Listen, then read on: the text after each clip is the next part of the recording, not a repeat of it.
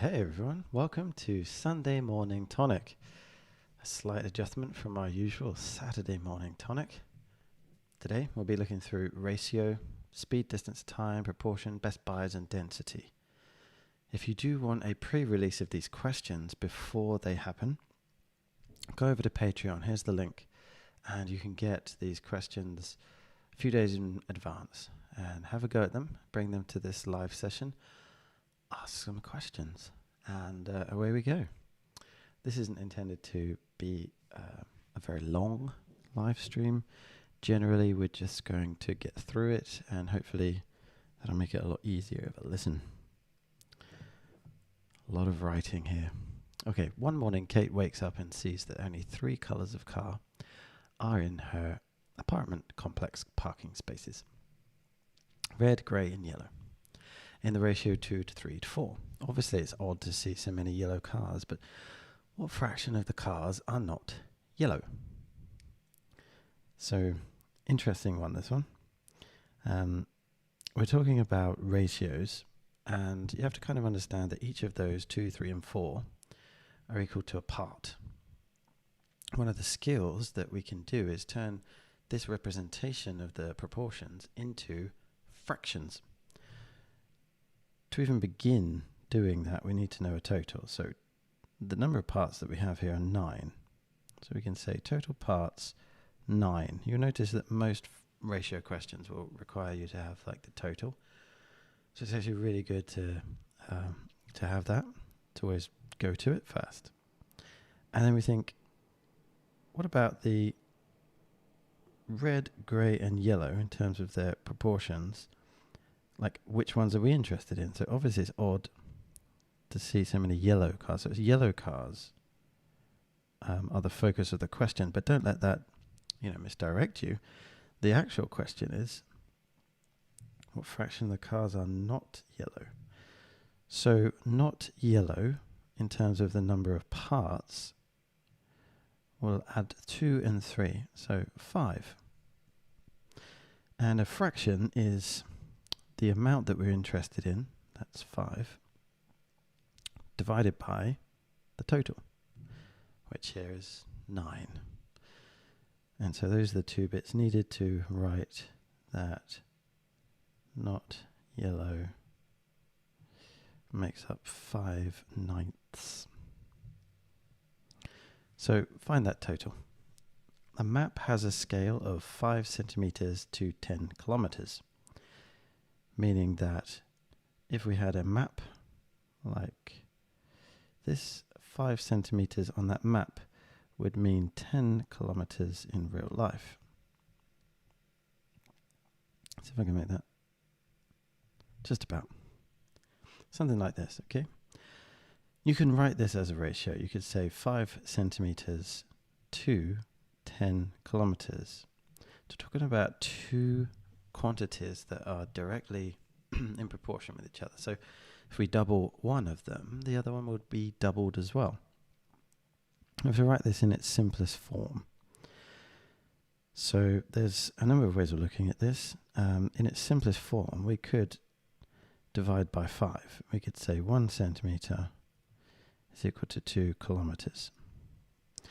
It's not always the best to see them like this. In this context, it's fine, because one is in terms of centimeters and the other is in terms of kilometers. But typically, to really find the ratio, we want to change them to the same units. So how do we do that?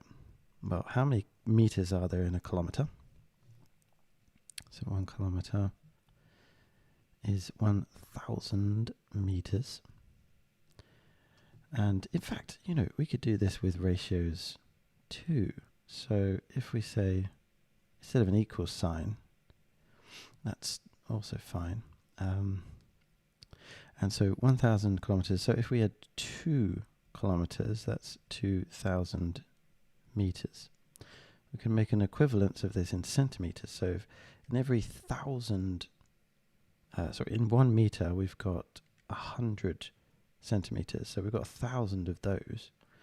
So in total, that's 100,000 I will write the whole thing. I'm running out of space, but I'll write it all.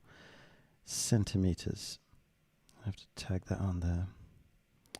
So 200,000 centimeters. Now I'm not going to go very much further with this because this kind of useless information in a way. Yes, that would be the lowest form, and we have the units the same.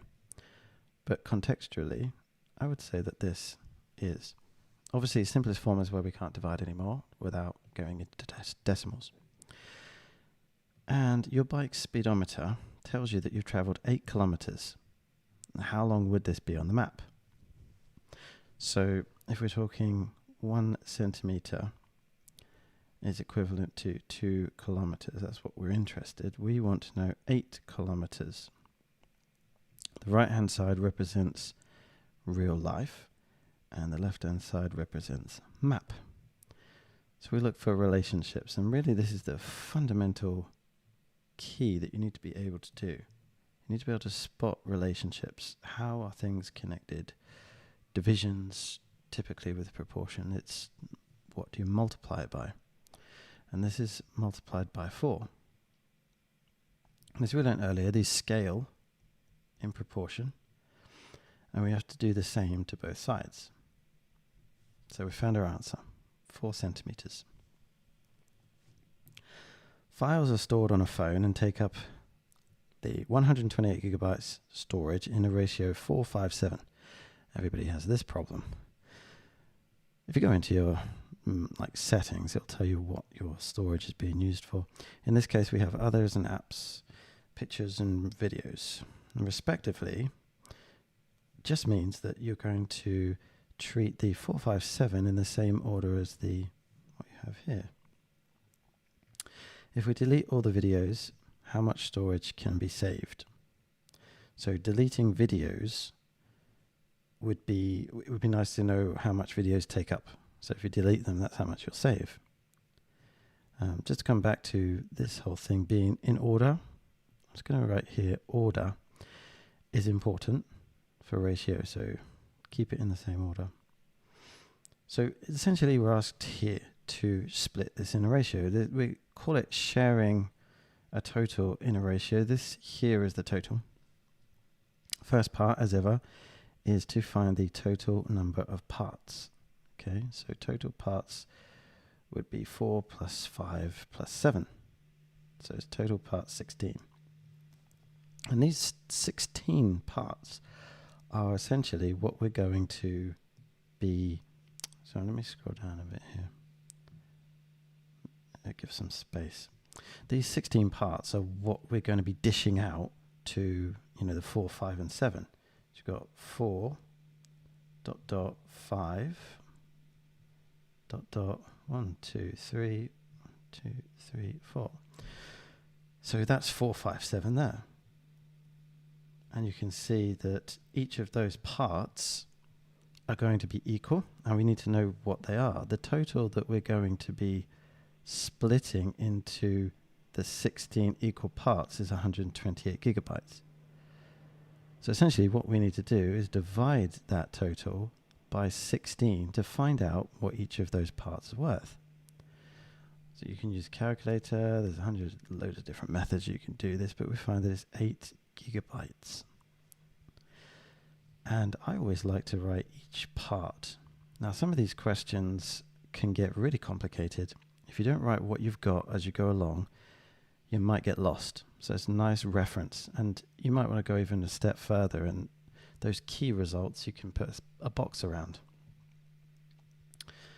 Let's undo that. I was trying to scroll, but I need to do that with a mouse these days.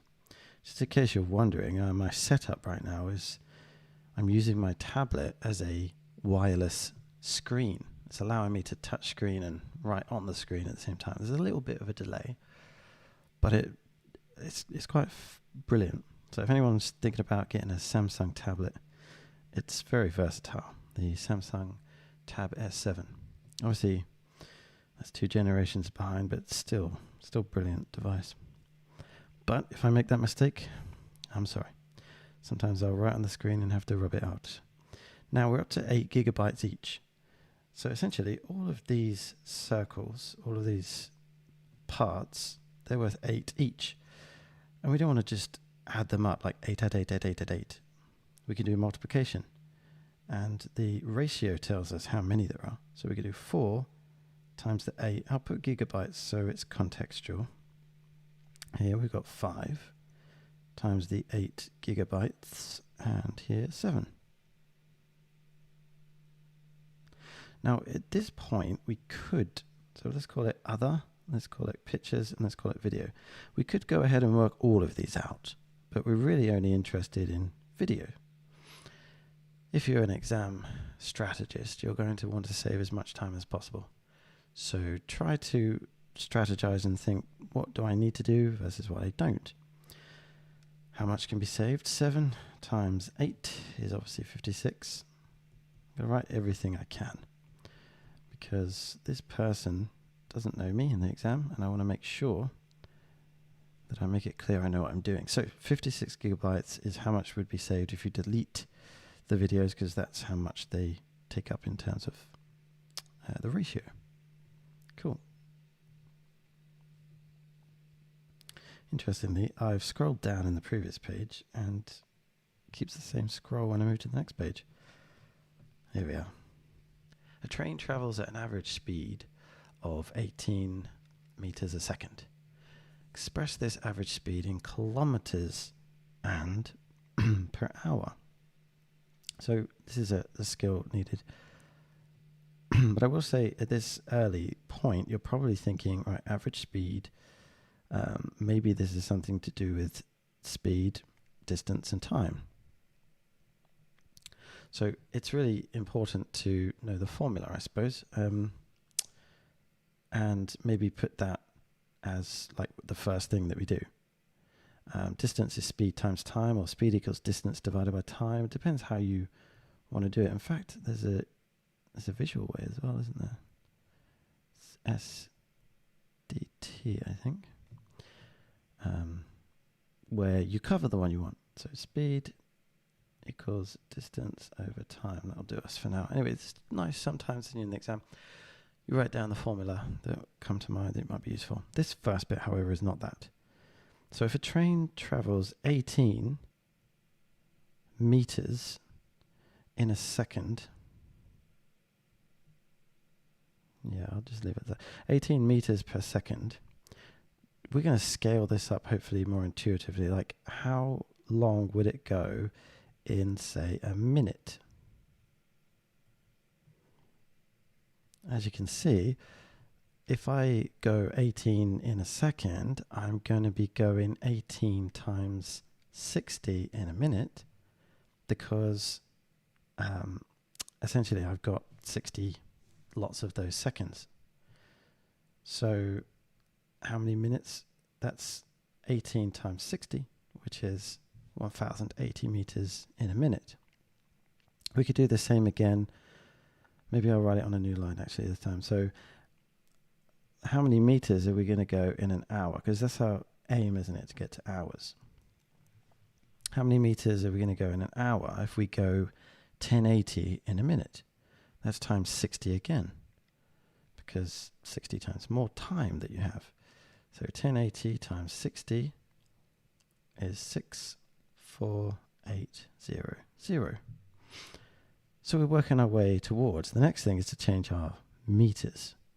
So question, if we want it in meters, if you've got it in meters, sorry, that's how many meters we can go in an hour. Then the question is, how many kilometers can we go in an hour? Is it more or less? Well, kilometers are a lot bigger, so it's going to take you longer. So therefore, you're going to travel less. In that sense, how much less? Well, there's 1,000 meters in a kilometer. So now we're not going to get through 64,800 kilometers. We have to divide that by 1,000, because it's 1,000 times a bigger measure. So on the calculator, or in your head, because it's not awful, is it? To divide that by 1,000, and we get 64 64.8 kilometers an hour, which is what we have up there, 64.8 kmh is what they want. Most things will be in miles per hour or kilometers per hour. So knowing our unit conversions, pretty useful. Roughly how long does it take to travel 600 meters at this speed? So imagining that you're not having to get up to that speed and you're already traveling at that speed. 600 meters, we could use the same method that we had before actually, which is interesting. We're going to express it in hours. I'm pretty sure the mark scheme would allow it in minutes as well. But you could scale it up. You could say you're doing 64.8, and this is in kilometers, in 1 hour. And you could just scale this down. You could say, well, how many times does 64.8, how many times does 600 go into that? So that's 0.6, and that's 108. So we could do our 60 or our 1 divided by that. And we'll get 0.009 meters hour. It's a bit difficult to talk about. So what instead we can do is we could use a scale in a different way. We want to keep it in kilometers per hour. So roughly how long does it take to travel 600 meters? Oh, there's another thing to check. Speed, distance, time. What do we have? First of all, because I don't know if we have enough, we've got the distance and we have the speed, and the time is the unknown. So actually it's possible, so long as everything's in the same units, to work it out using the formula. So I think we'll probably do that way, because typically with ratio it requires you to work towards it, and with a formula you can go straight to it. Let's use a highlighter. We want oh, I thought that was a highlighter. It was, but it wasn't big enough.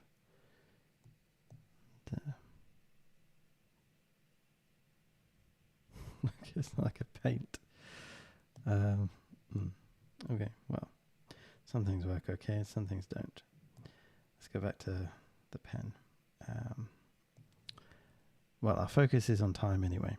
So if we do cover time, then what we have left is distance over speed. And so time is equal to, now we want those units to be the same. So if we're talking about using the one we've just calculated in kilometers, the distance is going to have to be in kilometers. So 600 meters is 0.6 kilometers. And the speed is fine, it's in kilometers per hour, 64.8. Noting that if you have used the time in hours and the distance in kilometers, the result is going to be in hours. It's going to be the time element of that. And this is going to be a calculated job. I'm sure there's many ways of doing this by hand, but if we're on a calculator, we get 1 over 108. Now, if that comes up on a calculator, type this, or press this button, S to D, and you'll get, no, I'll write it all out, 92592, and it carries on, and it says times 10 to the minus 3. So this is kind of like what we call standard form, and it's not ideal, but this negative power of 10 means divide by 10 3 times. So this decimal place is going to move to the left twice to find out exactly what it is. And so we could just move that ourselves. So it's going to be 1, 2, 3. So we're going to have 0.009, and let's just leave it maybe 93. And that would be 2 significant figures. But let's, so that's the time. And that would be 2 significant figures. Now, it doesn't say the time in a specific unit, but how would we get this in minutes? Because nobody talks about 0.093 hours. Well, that represents the decimal amount that we need of the hour. So we can multiply it by what an hour is in minutes, 60. we can see that that would be 0.55 minutes. So it's not even a minute. So if it's 0.555 minutes, we can then multiply that by 60 again to find out how many seconds. We have 33.3 seconds. So let's write 33 seconds. But since that's 0.3 recurring,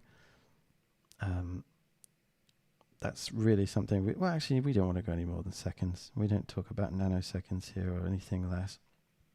So I'm going to say 33.3 seconds should be enough. So not very long at all. But 18 meters a second is very much misunderstood. 64 kilometers an hour is much faster than 18 meters a second makes it out to be.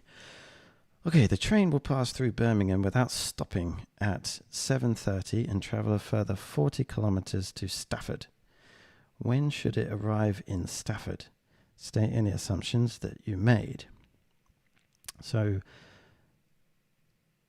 without stopped. Forgive me. Stopping. Without stopping at 7:30. So what this implies is that it hasn't slowed down for the station, therefore it's traveling at its proper speed when it hits that station. You can imagine if you started at 0 at the station, it would take you a while to get up to that speed, and we could use this leg of the journey, let's say we finish there, as the average speed, but this part would be a bit slower, so there would be some inaccuracies. And that's going to go for the assumptions we make in general here, that it didn't have to slow down for any signals or even the stop itself. We assume it's going to go straight through the stop, because if it has to slow down to get to the stop, it's not going to get there as quick. There'll be a discrepancy. So the train will pass through Birmingham without stopping. So we now need to think about the what we have in terms of speed, distance, and time. We know it's going to travel 40 kilometers, so we have this, and it's at 7:30. It's not really, it doesn't tell us how long. It's just when it started, so that's probably for later. And we do know its speed. Speed was measured up here. Okay, so we can take that. And here we are looking for time, but it's not just as simple as finding it this time. So again, time is distance over speed. In this case, we have 40 over 64.8. And if we do this, it will be in hours, because that's what our speed is in. It's in something per hour. So we have 0.61728. I just kind of write a few decimal places so I don't need to recalculate that, just in case I need more decimal places, and that's hours, just to remind myself. Because obviously that's not really going to make sense if we're going to add it to 7:30. It's not going to do 1930 plus 0.617. We have to contextualize all of this. So first of all, we want precisely how many minutes. And I guess that would be reasonable. Any person would say, okay, I need to know to the nearest minute. They wouldn't say to the second. And all of this is going to be an estimate anyway, for the reasons we assumed earlier. You never know variations. So hours, how do we do that? We're going to turn the hours into minutes. This, as you can see here, is a fraction or a decimal of an hour. So we multiply it by 60 to find out how many minutes. We have 37 whole minutes. Okay, now if I show you what I have on my calculator, 0.617 multiplied by 60 equals 37.037, etc. That tells me I've got 37 whole minutes. I think that's enough, and I would round that to 37. If we wanted to go to the seconds, we would subtract 37 from that answer and multiply that by 60. We've got 2 seconds. That little fraction at the end there adds on 2.2 seconds. So we round that and say 2 seconds. So if you want to be super accurate, it's 37 minutes and 2 seconds, but no one really cares because there's always variation anyway. The final part is knowing that 1930 is also known as 7:30, so long as you put a PM there. And we're going to add 37 minutes, which takes us to 20:07. So this should be the scheduled time on the train timetable. A photocopier takes 320 seconds to produce 240 copies. Lovely. How long will it take to produce 600? So this is the Christmas cracker question. Let's get one like this. Often includes the work rate of something and flips it around. This topic is direct proportion, and it's just finding, it's like ratio. It's finding a work rate, like a relationship, and then scaling it. So we could say 320 seconds, and you can write the units to keep track of your, should always be a gap, to keep track of what you're doing in the ratios, kind of helps. And then 240 copies or units. So this much is true. How long will it take to produce 600 copies? So we're in this side, and I'll put a bit of space. We know that the relationship should hold, like how are these two related, should be the same way that the two numbers down here are related. The best trick to do this is to, if you have a calculator, simply find out what the scalar is, like how is it multiplied up. The best way is to divide where it went to where it came from. So 600 divided by 240 is 2.5. So we know that that scales up by 2.5. Let's put times there. And we could do the same on this side. So multiplied by 2.5 in the calculator, or actually it's not too bad in your head. We get 800 seconds. Because these relationships are, they're direct proportion, they're going to be a straight line. Okay, so however much you put in here, there's going to be a direct translator, like a number. So let's say this is a value on x. To get up here, it would be some multiple of x. But no matter where you are, it would be kx. Call this x1. This will translate to kx1. Call this x2. This will translate to kx2. It's always multiplied by that one. There's the word for it now. That one multiplier, we'll call it, and it will get you there. So scales up really nicely. Okay, toilet rolls are the not toilet rolls, but Best Buys. Sorry, are the go-to for the context here. Toilet roll is sold in 3 different sizes. Not all sizes sell equally, so sometimes they might tempt you to go for the one that's always on sale. And this will encourage people to buy them and get them off of the shelf, because the longer they're on the shelves, I guess there's a number of different reasons, but they deteriorate, or maybe they're not selling, so they don't want them there. Let's get a different product in. Let's have a look at them. These are what you're presented with. As ever in maths, the joke is squares. They're supposed to represent something really cool.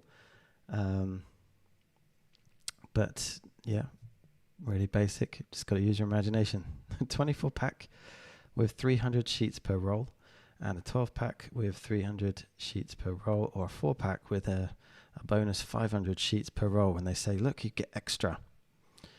So that's tempting. So you may, if it's 500 sheets per roll, well, it must go for longer. So the question is that going to be better value or worse? And we're going to use a little bit of maths. Sometimes in the shops, these people who work will calculate it for you. And on the labels, you'll see something like, 7 pence per unit. And this is how you compare them. One of them will be 6.7 pence per unit. And the idea is we compare apples with apples, right? You have to find what they have in common. At the moment, they've got different pack sizes, and some of them have different sheets numbers per roll, and one of them's got a discount of 20%. So what we're going to have to do is find where they're all in common, compare them with one aspect that relates to any of these really. And in terms of the one thing that they all can have in common is the amount of sheets that they have in each pack. So it's fairly hidden, but the 24, for example, will have 24 rolls, each with 300 sheets. So this pack represents 7,200 sheets. And the second pack represents 3,600. It's exactly half because they're using the same amount of sheets per roll. And the last pack represents 2,000 sheets. And essentially we should probably figure this out because the price that we have there is not what we're going to be using. So if we had 388 pence and we're going to multiply it by 0.8, if you don't know why I did that, this is called a decimal multiplier. Write that one down if you need to go away and revise it or look it up. It's the quick way of doing percentage change. If I take off 20%, I'm looking to find 80%. And I can speed up if I'm using decimal multipliers, and I can access different areas of mathematics, which would not ordinarily take a long time. So yeah, they're a good thing to take on board. Now, with that discount, we have 310.4. Okay, so we're going to take that exactly as it is, and we're going to work in pence. So this is 648 pence, and this is 210 pence. Now, ordinarily, you can't split the penny. The question here is the deal won't necessarily ask you to do that, but we're finding the value for money.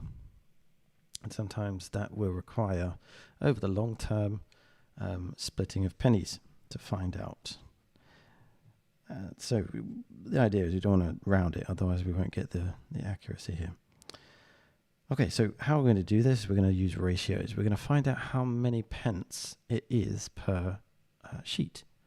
Now, there's 7,200 sheets on the left, and that costs 648 pence.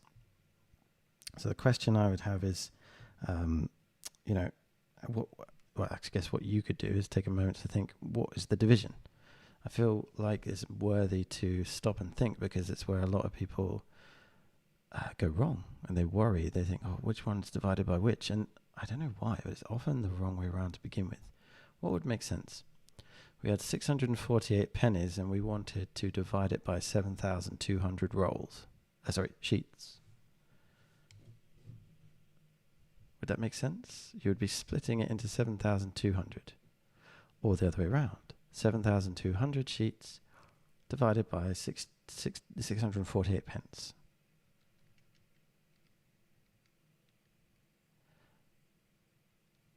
It kind of doesn't matter as long as you know how to deal with it, I suppose. But if you're going to think about what you're trying to split the £6.48 into 7,200 sheets, because you're asking what each of those pence is going to buy, what each of those sheets are going to be worth. So if I do 648 divided by 7,200, it gives me 0.09. So that is the rate at which we're going to be spending. Now, you can double check that with your intuition and say, well, if that was how much each of the sheets were, how would I get to 648? And that would make sense, right? If you had 0.09 times 7,200, you would get 648. So it's that way round. And some people, I find, like to think of division in terms of the multiplication and flip it round. And it doesn't matter how you get there. Don't let anyone tell you that, there's only one way of doing it. So yeah, we've got the value here at 0.09. I'm going to do the same for this. We're going to say the new price of 310.4. I'm going to split that into the number of sheets that we have to find out how much each one gets. So we've got 0.08 6, we'll say, I suppose.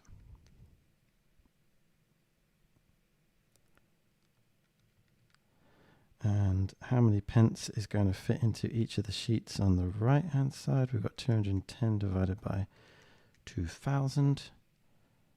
And we've got 0.105 pence. Yeah, so if we're splitting this amount into 2000, okay, so 210 into 2000, I don't know how visual you need it. Like how many of those pence would be in each of the sheets? And that 0.1 is more, like it's going to cost us more per sheet than 0.08. It's going to cost us a little bit more than this as well. But we can see that this is actually going to have the edge at 0.086 as the cheapest per sheet. And I guess sometimes they are really nice with sales and you do end up with cheaper. But then again, contextually, there's always some people that like to have 24 in a pack because needs must. Okay, last question. Bit of density. I was out walking and a pebble caught my eye. It was a perfect sphere with a diameter of 2.87 centimeters, you know, as it is. I put it on a weighing scale and took a real picture. See below. This was actually from Canva. Find the density of the material of the pebble. State any assumptions that you make. Well, I can tell you assumptions straight away. Be interested in what you thought. But the assumptions are going to be based on the material, for me anyway, being consistent all the way through that. It's not necessarily true that each pebble contains the same substance all the way through, because we have different materials perhaps. So it's not always true that we have the average density here, but what is density? So we've got to ask yourself. Density is how packed together things are given the size that they contain.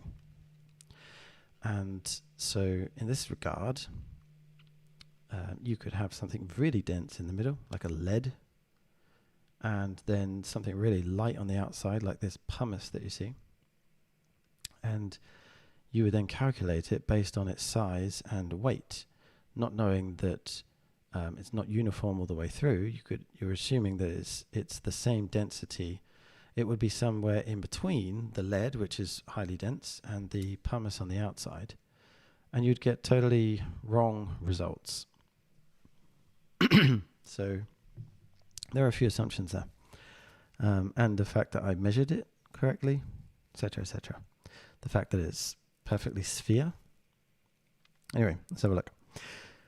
The density, well, there's a few things here. We want to know for the density, and that's this here. Sometimes or mostly they give you it, but if not, you can commit it to memory. It's not awful. Density is equal to mass divided by volume. So we're going to need mass divided by volume there. We need those two things. And so with this question, how do we do it? We have to figure out the volume. That's why they give you this. So the volume is going to be based on this here. And one second, I just need to clear my voice. How do I pause?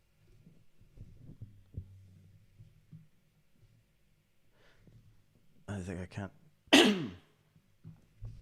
Sorry about that. So let's get that back up.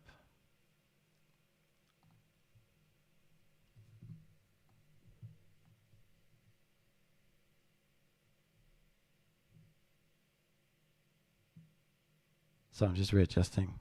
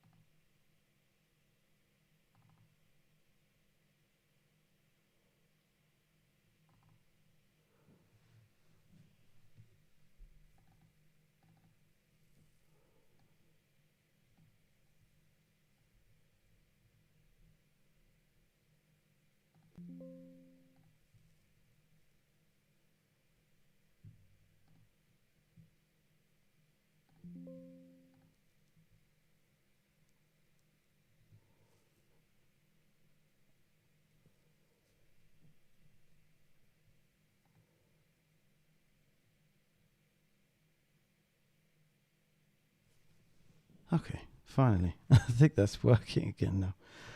So anyway, where were we? We were at the idea of finding volume. Yeah, so volume is, we have a bit of information here. I've got the diameter of 2.87 centimeters. So the volume itself is a calculation using this here. So not a very big radius, very small thing to be working with, but we'll do it anyway. So if diameter is 2.87, we're going to divide that by 2. So 2.87 divided by 2 is 1.435. And that's the radius. And if we cube that, I'm putting it into this top formula here. So I'm going to cube it and then multiply it by pi.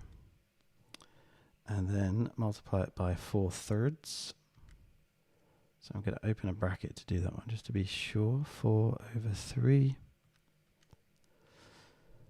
And volume is equal to 12.377824. And I'm going to just going to make sure that I do this using the full decimal place. So in case I need to go back, I don't need to calculate it all over again. And the mass, as we can see from here, is 34. And we're going to divide it by V. And we're going to get it from there. So on my calculator, I'm just going to write 34 divided by answer. The answer button is down the bottom. 2.7468. Doesn't say to what decimal place, but a really good one is 2 decimal places. And the last thing is the units. Now, if you're unsure about the units, it's fairly self-explanatory, I suppose, because we have calculated the volume based on a centimeters. So the volume here is centimeters cubed. And the mass, as we found here, is grams. So the unit that we're going to be using here is grams per centimeters cubed. So 2.75 grams per centimeters cubed, with our assumptions that this is a uniform density. Okay, so yeah, this concludes the live stream. So far, no questions in chat. So hopefully that was useful, and I'll see you next week.